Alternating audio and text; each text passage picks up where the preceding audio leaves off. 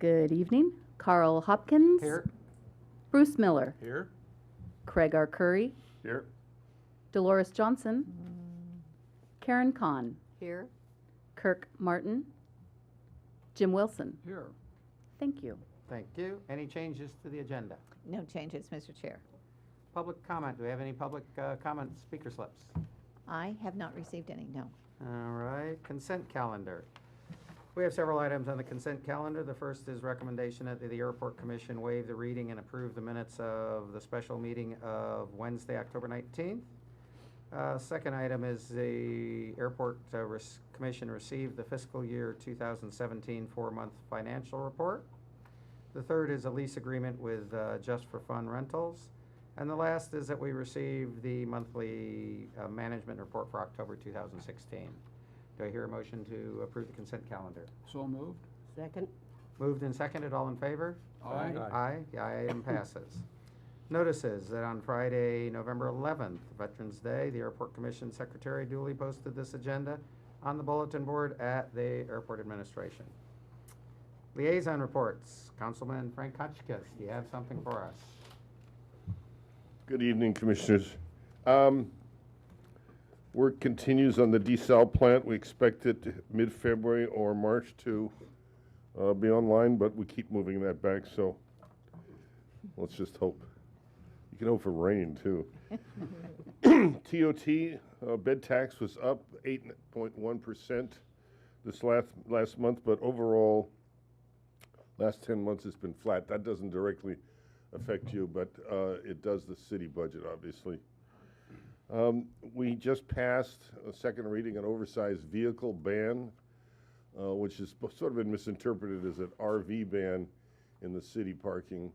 It's a safety measure. You may have experienced yourself when you're trying to pull out and there's a big UPS truck or an RV, or it could be anything of a certain size, 82 inches high, 80 wide. I can't remember the other dimension, but that it's difficult to see around them. And so to prevent that kind of peril on city streets, which are inordinately narrow, we really have 19th century streets, we have passed this ban so that people can, by and large, will not park on those city streets with that size vehicle, whatever it is. If it's a delivery truck, they've got 30 minutes to get it done. If it's a city government truck for repair or whatever, that's a different matter. One thing this has raised is the issue, we do have people in real duress who are in our New Beginnings program, which is an opportunity or an attempt to get them to transition out of living in an RV, which some people want to do, other people don't want to do. But during the day, they often have no place to park. So we don't want to eliminate them from the program just because we passed this ban. So we formed a special committee, myself and Kathy Murillo and the representative from New Beginnings, to try to figure out how we can sort of have our cake and eat it too here. And that will probably be an interesting meeting to watch, because there are some people who really think that this is an unfair ordinance, and others realize that no, it's really does take safety into consideration. Be aware, interestingly, that up and down the coast, particularly in cities that are considerably younger than we are, they have passed similar bans, although their streets are much wider. So it's not a constitutional violation, although some people are going to represent it as such. Sorry to have gone on so long, but it's sort of near and dear to my heart, and I think it's going to be an interesting summer and the winter for that. Thank you. Thank you. And do we have a comments from Galita? Thank you very much, Mr. Chair. Just a couple of informational items. And Goleta about 3 years ago passed an oversized vehicle ordinance. And it's a bit counterintuitive, but it's been incredibly successful. And I can honestly say when I was elected 10 years ago, that was the number1 complaint that I received in the city: abandoned vehicles, vehicles that hadn't been moved of all types, and then oversized vehicles all over the place. And we resolved it. Took a long time to accomplish that through our ordinance committee. Took 4 years. But we ultimately did pass the ordinance, and it's been in effect for about the last 3. And I would say it's been just a resounding success. So I look forward to your opportunity to enjoy the same type of success that we've had. Just a couple information items. You'll notice there's some construction in Old Town Goleta. We're installing a rapid beacon system for trying to improve the crosswalk safety at Orange and Hollister. And we're installing what's called a Hawk system in front of the Goleta Valley Community Center. We're moving the crosswalk. In fact, today I think they were successful in wiping it out. And this will be a tremendous improvement for people being able to cross the street, and it will be essentially dark until someone walks up and pushes the button, and then it will act like a conventional signal with green, caution, and red. So we're very optimistic. It's been used elsewhere. This is the first time it's been used in this county. It's been used in other states for some time with great success. So we're very optimistic that this is going to help solve part of our problem in Old Town, and it's considerably less expensive than putting in a conventional signal, I might add, as well. So that was part of the driving force.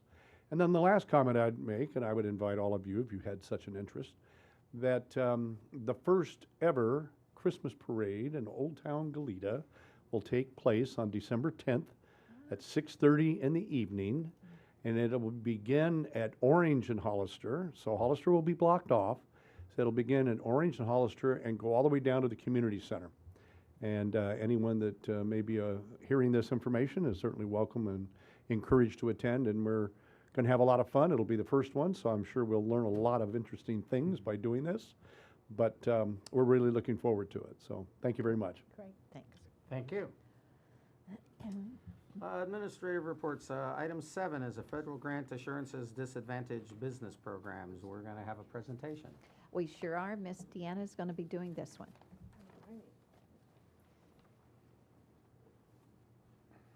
Alrighty, good evening, Commissioners. I am going to talk a little bit tonight about disadvantaged business programs, what they are, why we have them, how they work, and a little bit about our goals moving forward over the next few years. In a nutshell, a disadvantaged business program in an airport is a program that is designed to provide opportunity for small businesses owned by minorities and women to obtain access to business opportunities in the airport environment. And I'll talk a little bit more specifically about what kinds of opportunities those are. But first of all, as you know, the airport operates very much in the federal regulatory world, and most airports, like ours, receive federal grant assurance or federal grant funds, and with those come grant assurances or conditions upon receiving those grants. And those are pretty wide-ranging conditions, as I think you're aware. Everything from noise requirements, environmental requirements, and also requirements within the realm of business and civil rights and that kind of thing. There are 39 grant assurances specifically that the airport must abide by, and the Disadvantaged Business Enterprise Grant Assurance is one of them. It's actually number 37, not that that matters in the ranking, but that particular grant assurance requires Santa Barbara Airport, as a recipient of grant funds, to establish, monitor, and enforce disadvantaged business programs. We're also required to have goals for those programs, the kinds of opportunities that we can provide. We are required to report back to the FAA every year how we've performed. They also require that in every one of our contracts and even our RFPs, our solicitations, they have to include specific language required by the FAA. And they can come in and audit you at any time they please. These programs were established by Congress, and the specific intent by Congress with these programs was really consistent with other FAA principles about equal access to publicly funded airports, whether that be airlines or any other entity that seeks access to airports, these types of businesses as well. The purpose is to create a level playing field on which small and minority-owned firms can compete for opportunities. And I'll talk about what kinds of opportunities those are. This is a program that's designed to mitigate the effects of discrimination And that's an important distinction because it's not specifically a affirmative action program. It's not that. It is, again, seeking to provide equal access to opportunities. And of course, the intent is to help small businesses grow and actually leave these programs and compete on an open marketplace. So there are two different kinds of disadvantaged business programs under the FAA regulations. One is known as the DBE program, established by Congress in '83. Of course, there's a whole host of federal regulations associated with that, and we're required to have it. It applies specifically to airport design and construction projects. So all of the projects that receive federal funding at the airport for design and construction have this requirement attached to it and this program attached to it. The other type of program has to do with airport concessions. So that's the Airport Concessions DBE or ACDBE program that was established in '87, a little bit later, shares some of the very same regulations. However, it applies to a completely different type of business, and that's airport concessions, which is typically restaurants, shops that serve the traveling public. It also applies to rental car concessions. So two very distinct types of programs that we're required to have. So you might wonder, what is an ACDBE or a DBE company, if you've even heard of what that kind of a company would be.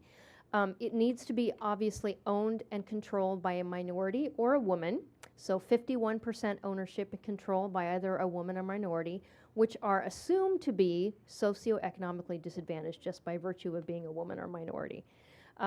You have to be certified in each state where the firm does business. And there is actually a net worth cap. In other words, you may be considered to be socioeconomically disadvantaged, but you cannot be rich.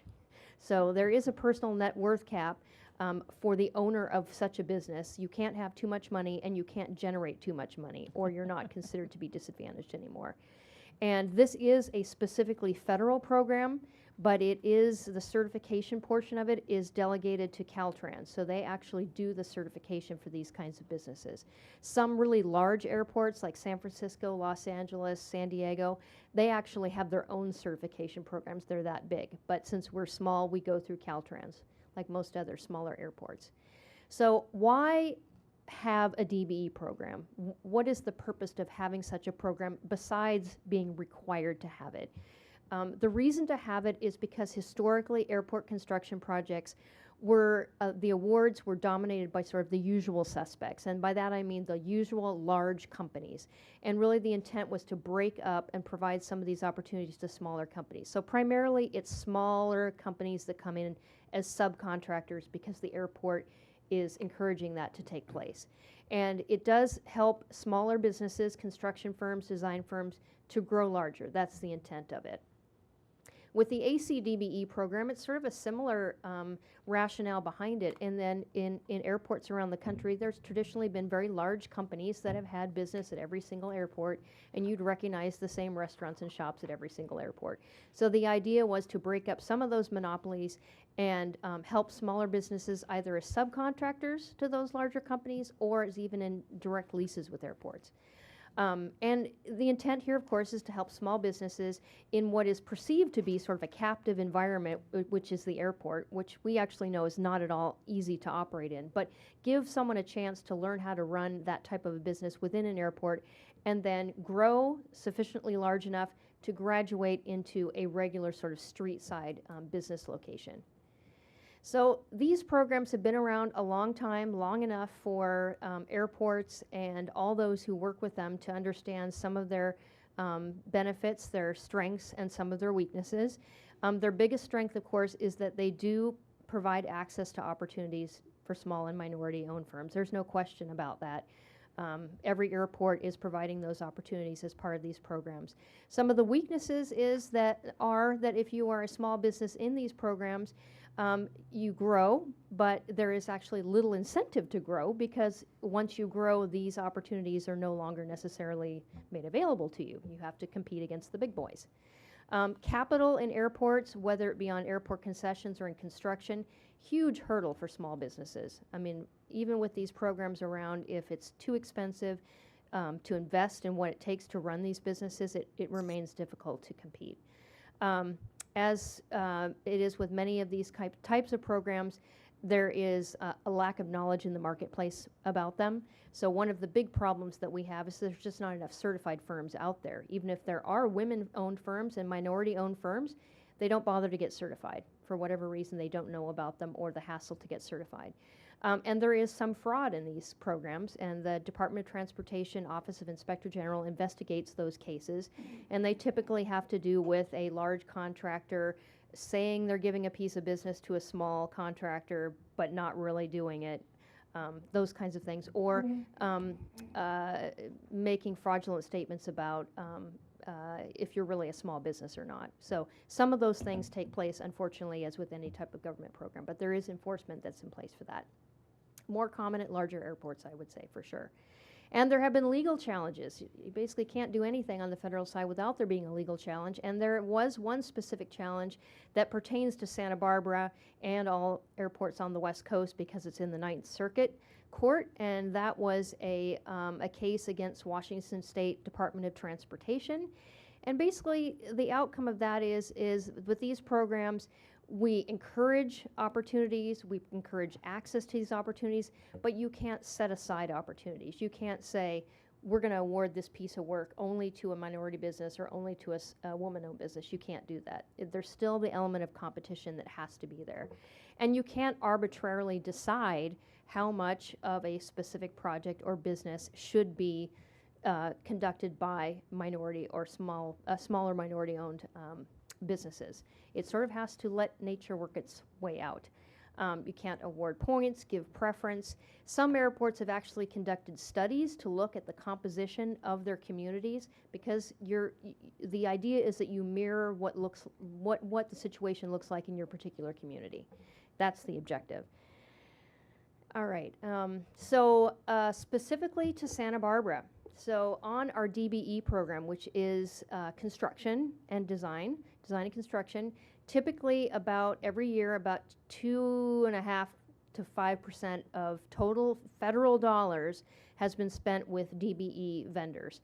It could be higher if there were actually more firms that were certified, but of the ones that worked on these projects that were certified, that's the percentage of the work in dollars that went to them. One really great example is the airfield electrical program that's been going on for a bit. Was actually the prime contractor was a woman-owned DBE. So that was a really great opportunity for that business. But subcontracting typically is more common on these big construction projects. When it comes to ACDBE, which is airport concessions, we got a great story here because even though we have a relatively few concessions, we have a coffee shop and a sit-down restaurant and another smaller restaurant pre-security. That operator is actually an ACDBE in California. And so 60% of our total revenues that we're generating from the news shop, from the restaurants, is ACDBE. So that is absolutely fabulous that we have one of those operators here. And that operator is competed for that contract, and so that's exactly what you want to see. Rental car companies are a little bit trickier because who knows a rental car company that's small? There just aren't any. So instead you measure your success by how much of what rental car companies purchase do they purchase from ACDBE certified companies. And in our case, it's really great because 10% is actually pretty high for an airport, and that's because our 3 rental car companies here in Santa Barbara are purchasing vehicles from an ACDBE dealership in Los Angeles, which is not far. So that turns out to be some pretty significant purchasing. So we're great historically there as well. So one of the things that we have to do is we have to come up with a plan that we submit to the FAA every 3 years, where we tell them what our objectives are and how we plan to achieve that. So we're getting close to the point now where we're going to submit these new plans to the FAA before the end of the year for their approval. We need to do some public consultation, a little public outreach, and this is really part of it, talking about this today. So for the DBE plan for the next fiscal period with the FAA, 16 through 19, we project that we will be able to achieve at least 2% of our total federal dollars spent going to disadvantaged business enterprise companies. With the electrical lighting project, it was over 50%. So, it all depends on who is competing for your projects, but 2% historically is something that we're able to achieve. And then for the ACDBE side of things, because we have this one operator that is an ACDBE, our participation, our goal for terminal concessions is really high, actually, compared to a lot of airports. So we're proposing setting that goal at 53% of total gross sales within that category at the airport. And then, of course, rental cars, we're also projecting about 10% of total purchases that our firms will make will come from disadvantaged businesses. So the next steps as part of this endeavor is, as I said, some public consultation, letting firms that are certified know that that we're submitting these plans. We will actually submit the plans to the FAA and they approve them. And then from that point on, our job is to, of course, encourage more small and minority-owned firms to compete for our projects, but also monitor that participation and continually report back to the FAA. And then they're happy and we are happy and we're all assured that we can keep receiving our grant funding, which is our objective. That's it. I tried to make what is a really sort of a difficult topic a little bit interesting. It is after all federal regulations. And I think you did an excellent job. Thank you very much. Are there any questions or comments?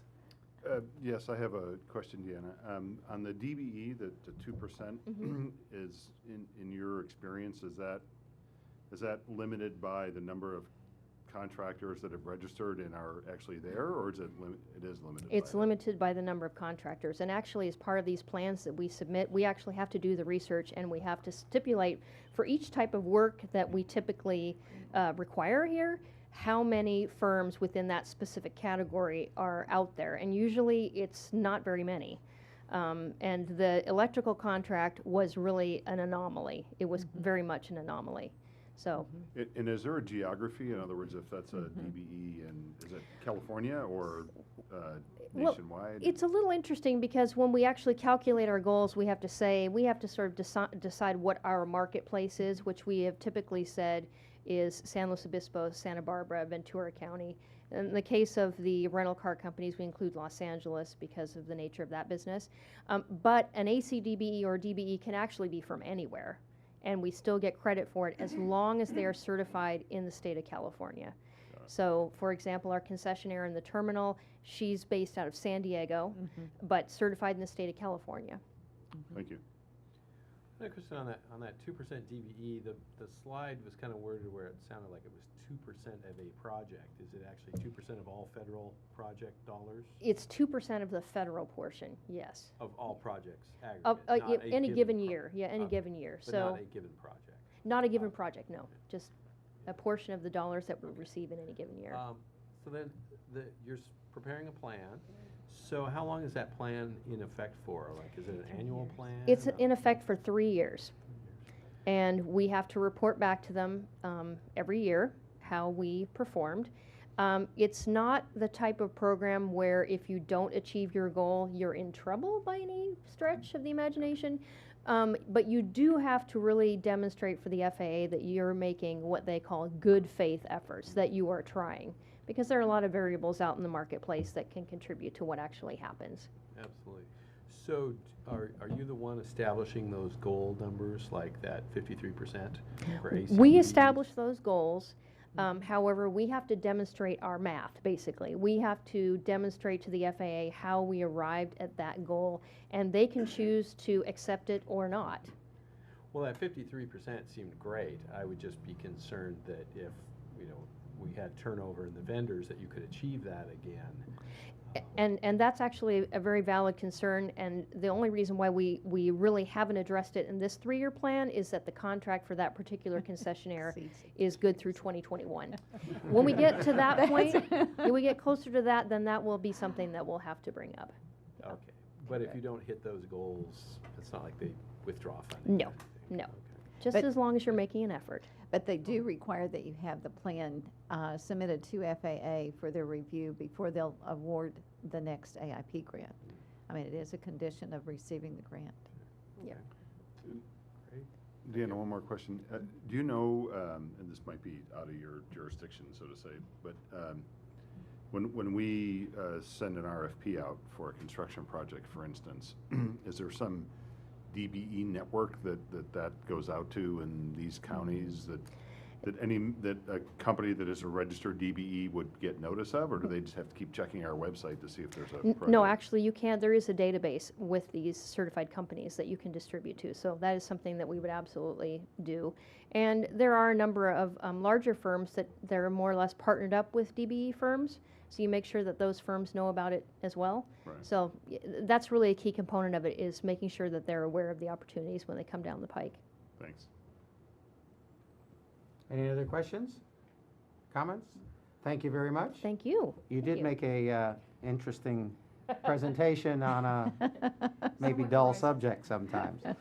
The next we have recommendation of the Airport Commission receive a staff presentation on the airport wildlife hazard assessment. This one's going to be a little bit less dry. It's plenty dry. So, and you're going to have a tag team between Jeff McKee and Tracy Lincoln on this presentation. Okay, I'll introduce with a little regulatory background, then Jeff will take over, and then I'll close the show. We just completed a wildlife hazard assessment. We just received it back approved from the FAA. It's a regulatory requirement, and as you can see here, we are what you've heard us refer to many times as a Federal Aviation Regulation Part 139 certified airport, so we can have air carriers here. Every Part 139 is required to do one of these when an air carrier aircraft experiences multiple wildlife strikes. An air carrier aircraft experiences substantial damage from striking wildlife. An air carrier aircraft experiences an engine ingestion of wildlife, or wildlife of a size or in numbers capable of causing the incidents above, or observed to have access to any airport flight pattern or aircraft movement area. We could debate that last requirement for a while, but we meet all those criteria. We had one done in 2008. Mr. McKee has been through 2 complete of these already, and so we're going to have him take over the rest of it. So talk about the process for the wildlife hazard assessment. Basically, they're looking at the hazards that we have on the airport and what are the attractants to the wildlife in the areas. Dudek was our consultant that did this assessment for us. Last time, Department of Agriculture did it for us, but this time we had a consultant. The assessment process, we look at the airport setting, regulatory context, what regulations kind of tell us what we can and can't do. They do the field work, present results and recommendations. So kind of the broad setting, they look at the location generally and in the context of what the uses are around the airport. And the little blue dots on there, they're kind of hard to see, are the off-site attractants that they recognized for the Santa Barbara airport. So way off to the right is Laguna Blanca Lake. So that's an attractant for waterfowl, obviously. A little above that, in the upper right-hand corner, is the county transfer station, which obviously attracts a few seagulls and such. And then directly to the east of the airport is our agricultural fields. Rancho Goleta Mobile Home Park has a lake, Goleta Sanitary District in that same area. And then to the south, Goleta Beach and the Pacific Ocean. Coming on around to the west, the Laguna UCSB and Devereaux Slough. There's some restoration just off the departure end of 25. And then also Lake Los Carneros to the north. So those are the off-site attractants that they identified. On-site, basically, everything on-site is an attractant to wildlife as far as our natural vegetation, open water, pickweed, salt marsh, mud flats, grasslands. And also the structures and facilities. Structures can give shelter, facilities, places to perch, and fencing. So they also looked at planning efforts that we do and how we manage different programs on the airport. They identified Goleta Slough mouth management as an attractant, a potential attractant. Also master plan, how we're doing restoration and mitigation for master plan projects. Wetland restoration, how we respond to sea level rise, and then how we also respond to Goleta Slough Management Committee recommendations. So they're kind of looking holistically at the whole, our planning and what we're actually doing at the airport. So regulatory context, these are some of the state and federal acts that kind of guide what we can do as far as reducing the risk of wildlife strikes and managing our facility. As far as jumping right into their field work, they looked at our wildlife hazard plan. They looked at our last wildlife assessment. They look at strikes, and they this is what they came up with in the last 10 years, or what we actually gave them. You'll see some are many don't have a known dollar value, but there are some pretty high dollar value ones there. And obviously, that's loss of property. The real hazard is loss of life that we're trying to reduce the hazard. So they did bird point counts, both on and off the airport. Between December 2004 and November 2015, they documented almost 31,000 birds, representing 13 avian guilds and 144 different species. Interestingly, on airport, 57% of what they observed were waterfowl. They broke the data down in a lot of different ways. This is the total birds observed by guild. The blue part of the graph there is off airport, and the red part is what they observed on airport. So you'll see a lot of aerial foragers, swallows. Gulls and terns were mostly observed off airport, fortunately. And then the two on the right, waterfowl with a large red bar and woodland scrub type species. They're on the right-hand side. Lots of those on the airport. And then by month also is another way they looked at it. They also analyzed each guild separately and gave us information on when those particular guilds are on the airport and numbers that they observed. So interestingly on this one, kind of by month, middle of the winter, we're seeing a lot of birds. And then a spike kind of in June. I think that's the swallows coming back. We see a lot of swallows coming, and they're almost exclusively here in June. Little in May, little in July, but almost exclusively here in June. They did mammal surveys, spotlighting at night, camera studies with game cameras, and then small mammal trapping and live traps. So these are a little hard to see. The one on the left is a coyote on one of their game cameras, mouse they caught in one of their traps, and bobcat right in the middle of that lower one. I don't know if you can see it or not. So those are a few of the things they saw in the airport. They do an entire list of the different species they saw, bird species, mammal species also. They did say they saw a California sea lion, and I'm not sure if hope that was off-site. They looked at structures and perimeter fencing, so they're assessing the deterrence of our fence, how good the fences are at deterring wildlife from entering the property. And then they also looked at perching and roosting opportunities on the airport, which are like hangars. If birds, particularly owls, can get into hangars, and buildings and signs and structures around the airport that potentially can serve as a perching opportunity. So the one up in the upper left there is a red-tailed hawk on the lights that light up the helicopter pads. And then those other two are kind of access points to hangars. And the one on the bottom is a spot where a nest is in the top of one of our T-hanger doors that they noticed. So they're looking all around and seeing what's attracting what's attracting the wildlife, and then give recommendations. They also looked at airport operations assessment, and I don't mean that as our operations division. I mean it just basically how we manage wildlife. So they're looking at our deterrence activities, what we're doing, especially in maintenance, to bird spikes, excluding wildlife from buildings and things like that.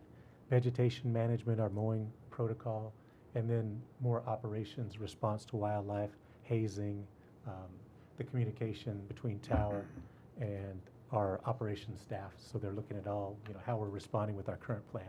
We do have a plan now, and I think many of their recommendations were already in the plan, but they did have some additional things.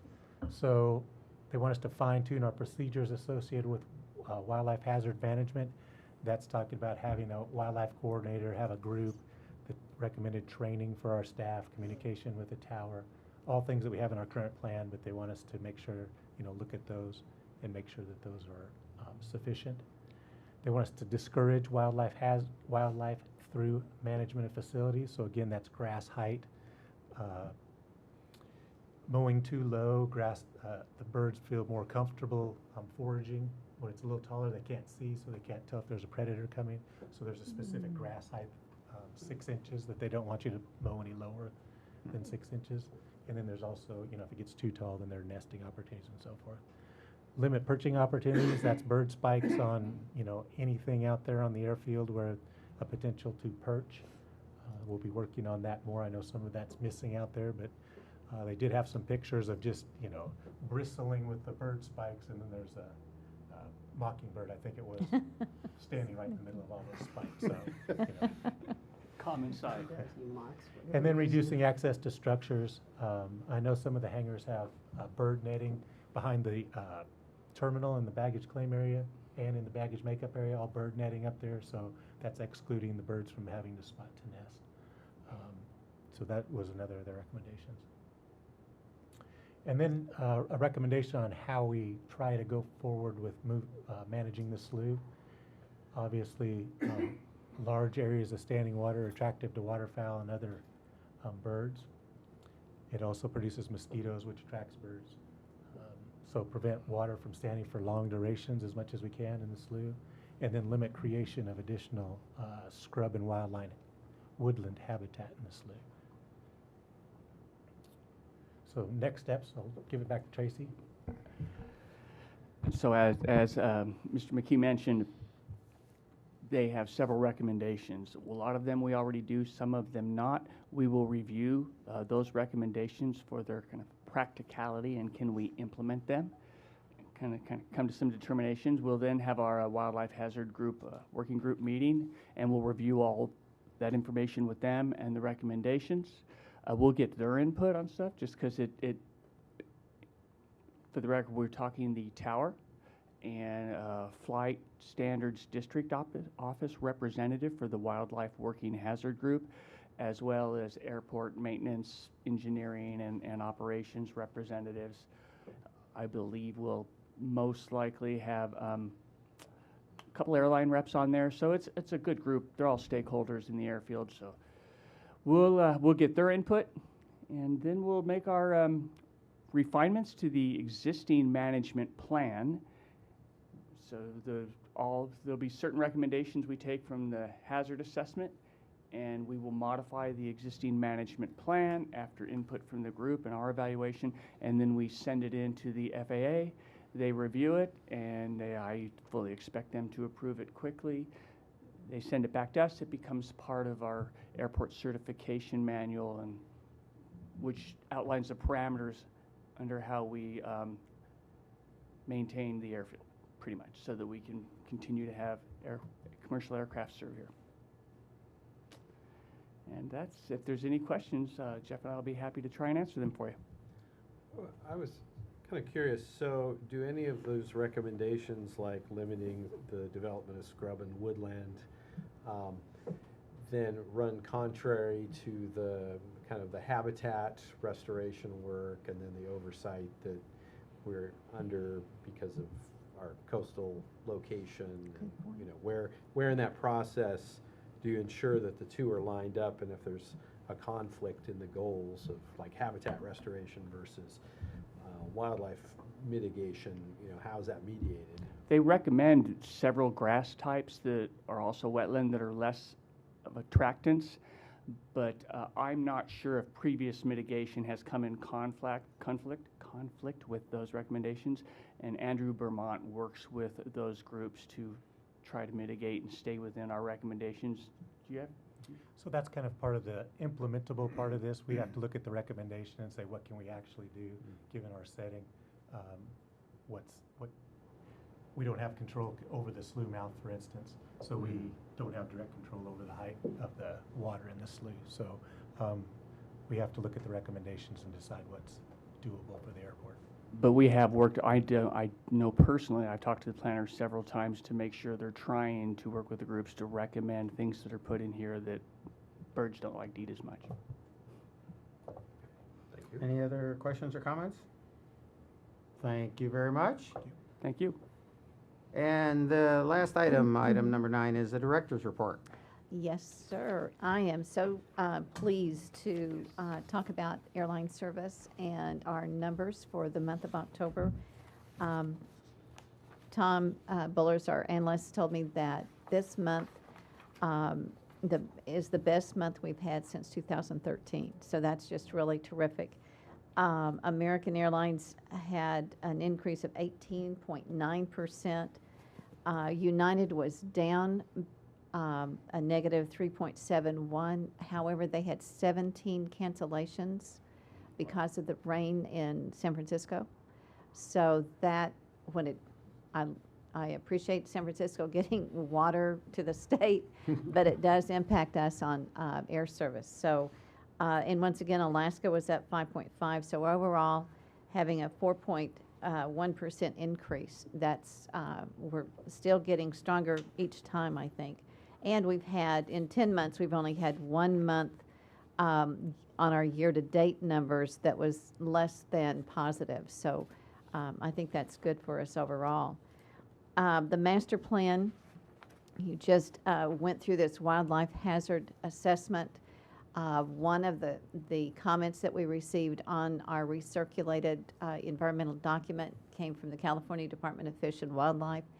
They would like to see a little bit more study done on the biologicals. So we will be amending the contract with the consultant to have DUDAC go out and do some additional studies and report back. So that contract will probably go to council in December, and I would assume they would get started after Christmas or after the new year.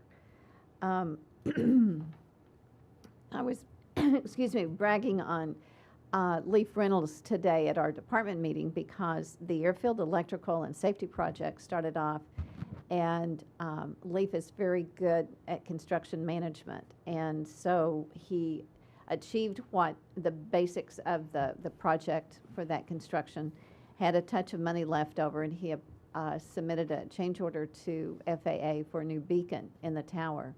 And FAA approved it, so we used federal funds for that.